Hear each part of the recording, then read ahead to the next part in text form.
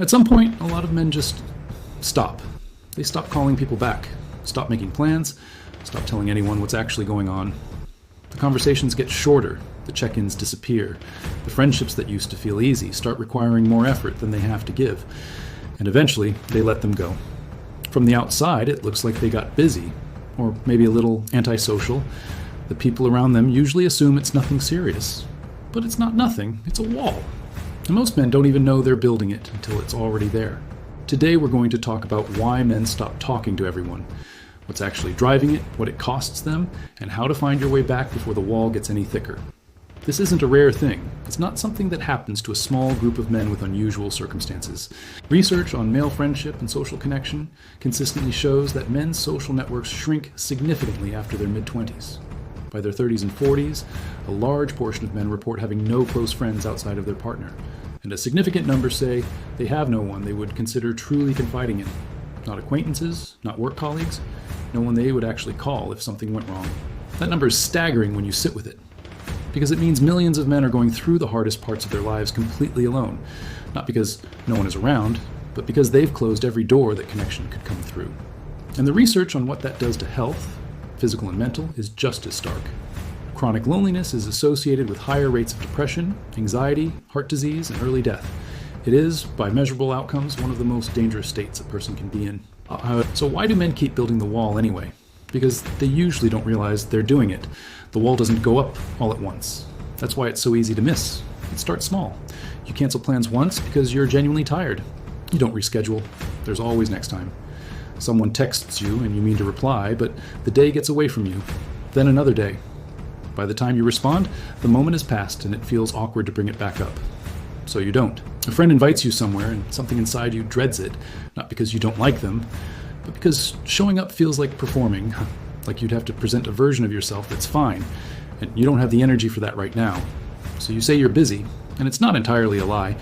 Over time, the circle gets smaller, the conversations get shallower, you see people less, you share less. The relationships that used to have depth start to feel like surfaces, polite, functional, but hollow. And here's what's insidious about it. It feels like relief. At first, pulling back feels like reducing pressure, like simplifying, like one less thing to manage. The wall feels like protection, not isolation, which is exactly why men keep building it. The turning point, the moment men usually recognize what's happened, comes when something goes wrong. A health scare, a relationship ending, a loss. And they reach for someone to call and they realize the list is shorter than they thought, or empty. And the wall they built for protection suddenly feels like a prison.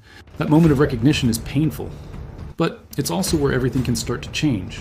So what's actually driving this? Why do men pull back? The first reason is that connection starts to feel like a performance. Most male friendships, especially as men get older, operate on a surface level by default.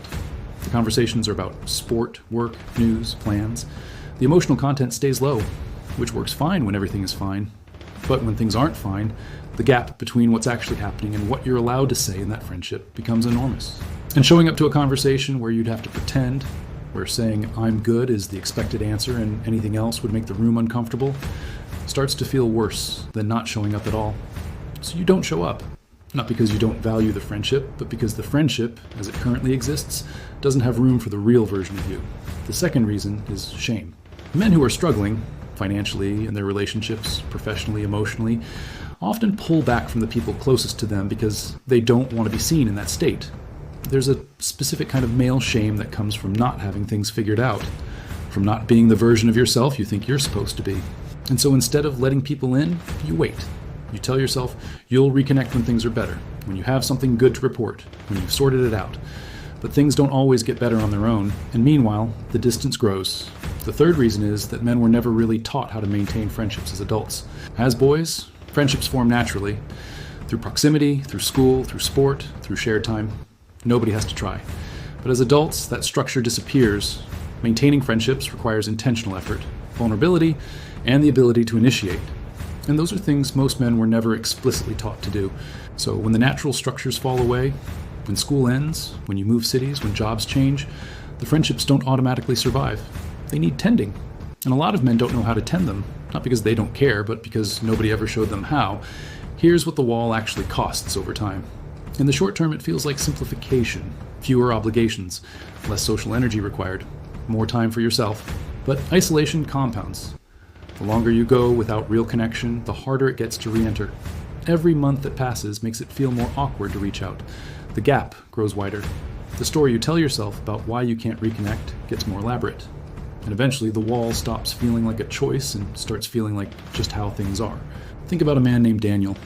He was 38 when his marriage ended. He'd spent the previous 5 years so focused on work and family that he'd let nearly every friendship fade. When the marriage ended, he found himself with no one to call. Not because people had abandoned him, but because he'd been so far behind the wall for so long that he didn't even know how to start. He described the 2 years that followed as the loneliest of his life. Not because he was alone, but because he was surrounded by people who didn't know him anymore. People who knew the surface version, the fine version, not the real one. He said the wall kept him safe from being seen. It also kept him from being known. And eventually, he realized those were the same thing. So how do you start coming back? Step 1. Stop waiting until you're okay to reach out.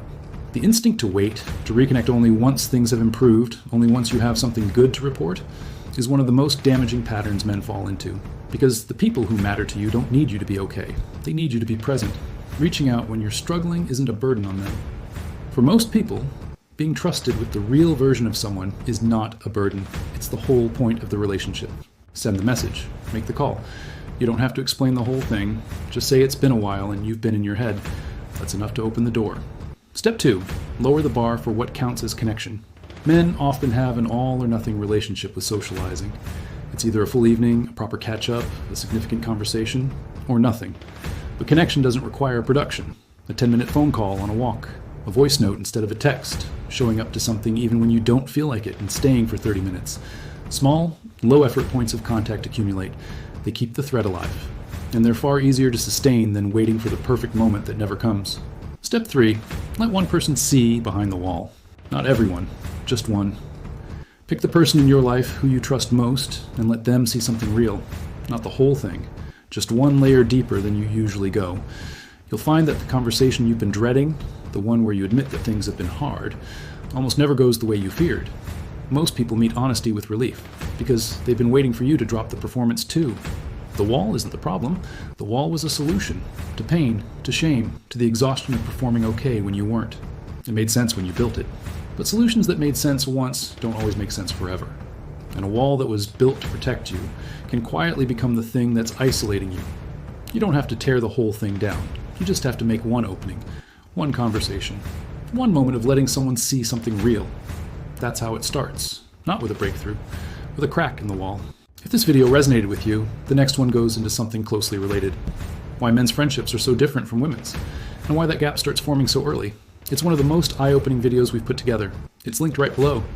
And if this helped you, or if you know a man who's been behind his wall for a while, share it with him.